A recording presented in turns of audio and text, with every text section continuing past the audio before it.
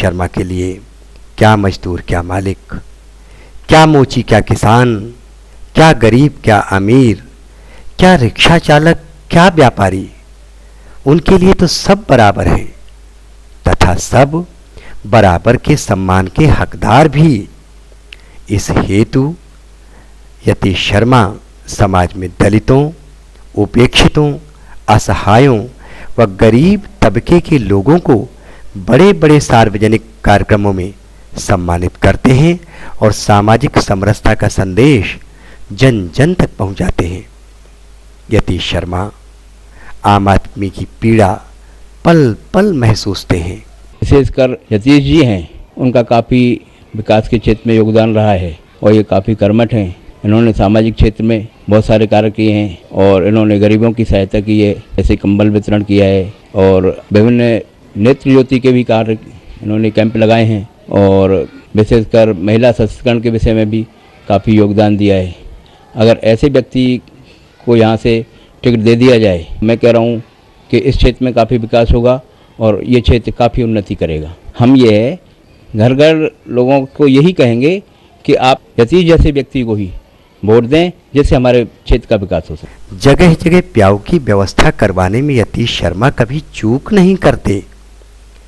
ब्रज क्षेत्र में गौ व गौवंश की महत्ता कुछ अधिक ही है।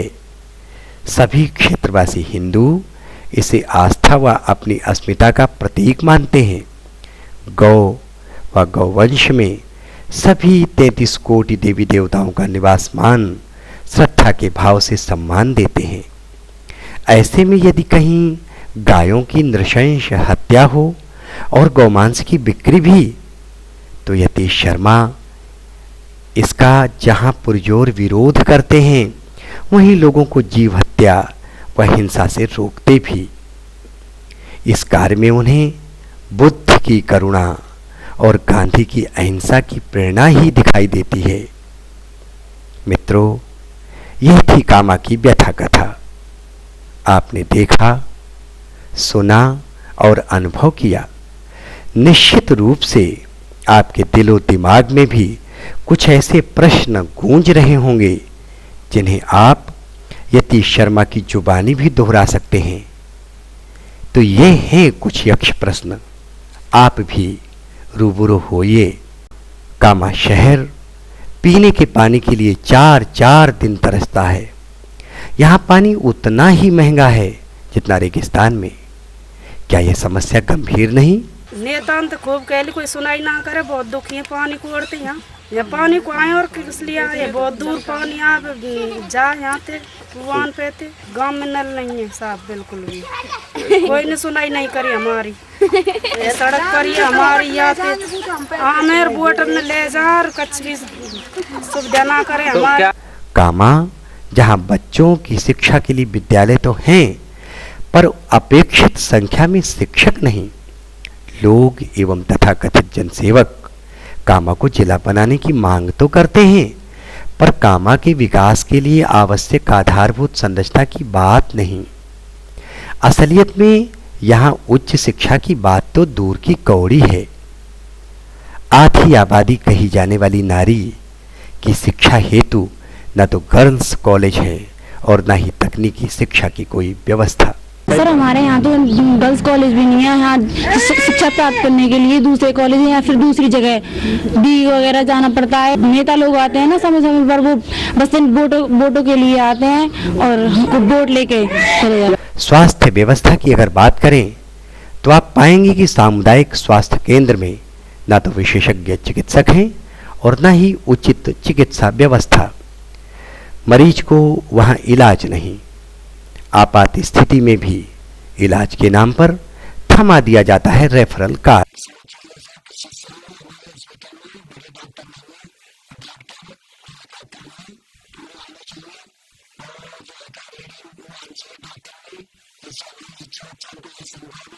एक और आश्चर्य, अंधेरा भरा प्रश्न।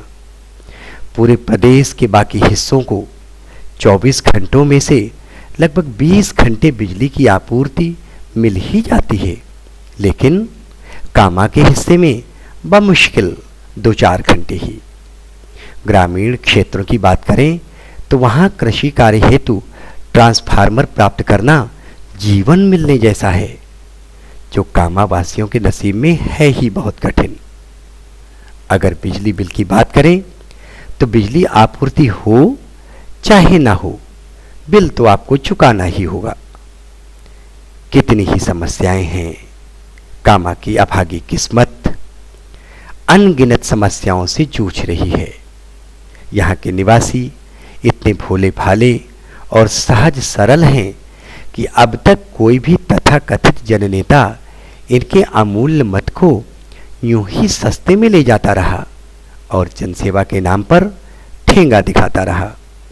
चुनाव के समय तो सब लोग वोट लेने आते हैं, लेकिन वोट लेने के बाद चले जाते हैं। हमें ऐसा प्रत्याशी चाहिए जो क्षेत्र का निवासी हो, जो क्षेत्र का विकास कर सके। सतीश जी में ये गुण हैं। तो बारी है अब मित्रों जगने की और जगाने की, विकास के लिए कुछ कर गुजरने की, सच्चे संकल्प लेने की, ताकि कामा में शिक्षा, स्वास्थ्य, सड़क, रोजगार और सामाजिक समरसता की फसलें लहलहाएं, समृद्धि और वैभव की नदियां बहें और आवाम में अमन चैन की बंशी गूंजे। ये की चाह रही है हम बाले को दो काम है, हम भी दो काम है। ये हरो इधर करो, ये भी कोई ना सोचा वोट मांगे खूब हमें वोट दे दो। जब तक पामन ने चीमे आता ने जोरे काम ना कुछ काम करने तो खा जाए। कामा की पीड़ा आपका वर्तमान और नई पीढ़ी का भविष्य आपसे कुछ पूछ रहा है।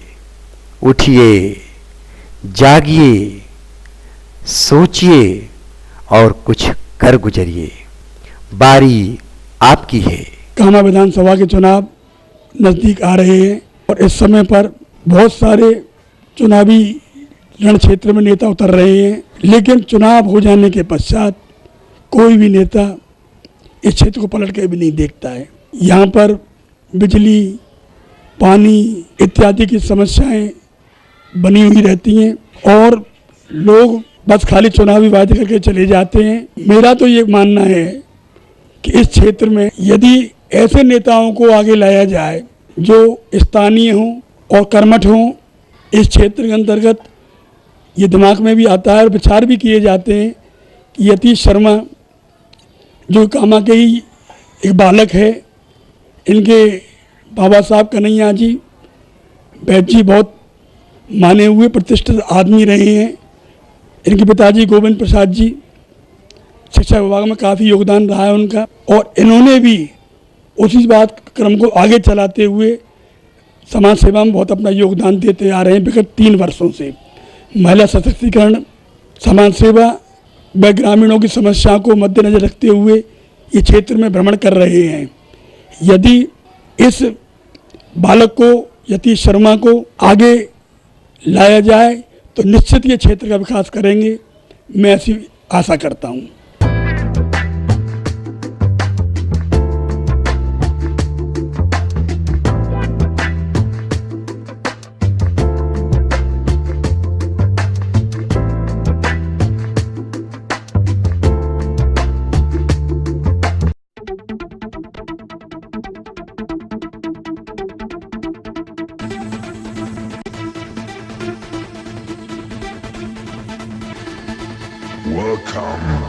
सादर नमन बंधुओं, विधानसभा 2013 चुनाव जैसा कि आप सभी जानते हैं कि 1 दिसंबर को होने वाला है।